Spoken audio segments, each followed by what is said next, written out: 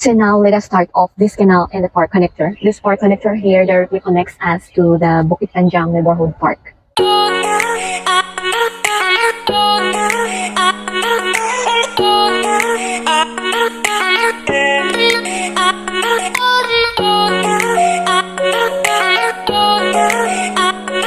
Good morning and welcome back to my channel. So today is Sunday, 24th of July. I'm very happy because it's my off day again. So happy Sunday to all of you guys. I hope you're having a wonderful and fantastic day. Time check. It's 7:45 in the morning. So I am preparing myself right now because by 8:30 I need to leave the house. And at around 10 o'clock I have a church service until 12 noon. So this is the view outside from my window. As you can see, there's a lot of cars.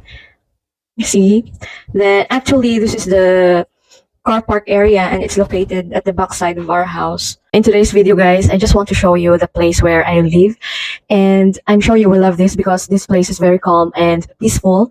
And also I want to share with you about how I spent my off day. So I will upload this video randomly guys. So first of all, if you are new to my channel, I am glad to introduce myself. My name is Cheery. I am working here in Singapore for more than 5 years. That's why my videos are all about Singapore. And thank you guys, thank you for watching my video. I hope you subscribe my channel and hit the like, and don't forget to click the bell button also for more videos. If you're already my subscriber, I love you guys. Oops, by the way guys, I just want to give a big shout out to my mother who was celebrating her birthday yesterday. So happy birthday ma. Wishing you good luck, health and happiness, and may you have more birthdays to come. I love you ma. I love you so much. So I make my way down here. Ito po yung front side ng house namin. As you can see the block behind me, that's the block where I live. And now let us start off this canal and the park connector. This park connector here directly connects us to the Bukit Panjang neighborhood park.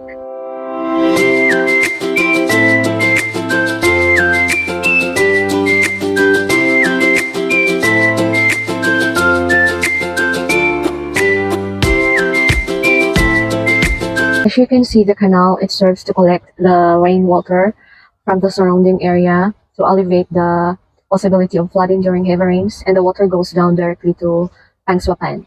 This entire area is called the BFA Park. It's a very nice and quiet place with the large tables and chairs and well sheltered. Then facing the canal and the park connector, and with this couple of this one, the barbecue pits. Yep.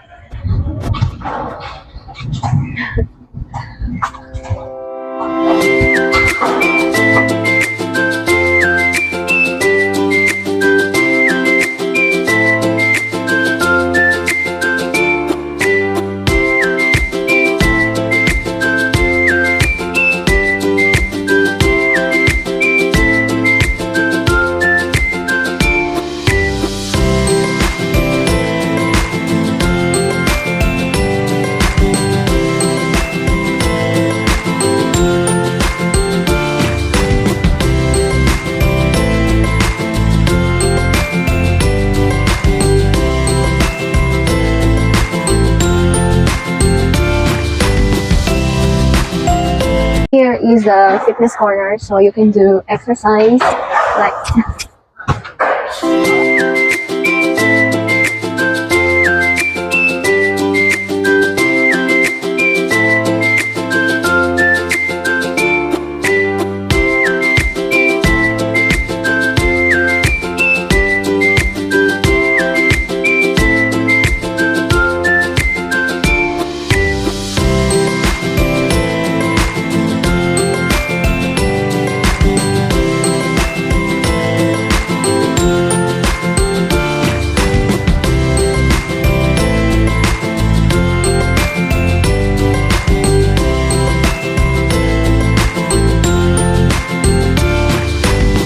so there's also a full-size basketball court. So sometimes I saw Filipinos playing basketball here every Sunday.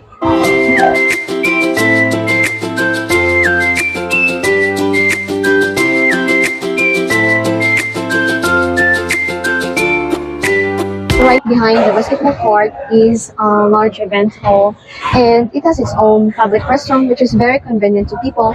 And with regards to ventilation, there is ceiling fans and wall fans all around. So here, take a look.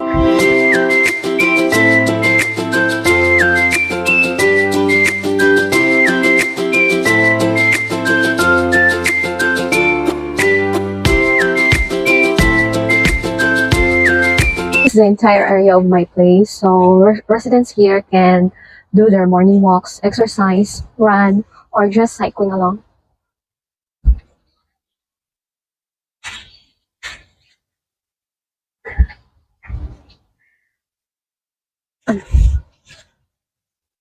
Okay guys, this is the end of my video, and thanks for watching. I hope you like my video.